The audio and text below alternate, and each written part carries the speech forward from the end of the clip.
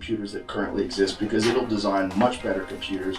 It'll use quantum computers. It'll have the ability to recode things and change things. It'll make better versions of itself.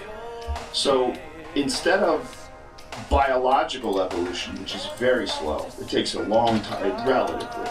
It's pretty quick, really, when you think about it. Like how long, it's not that long to go from being a single-celled organism to being a human being flying a plane.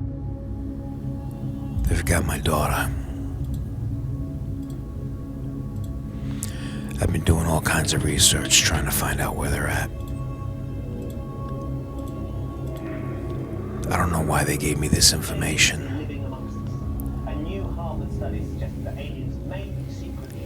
They want me to give it back to them, but I don't know how.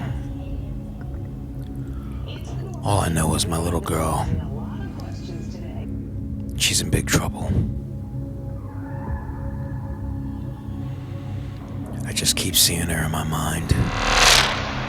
She's 20 years old now, but she'll always be my baby. She loves to run, just like a mother.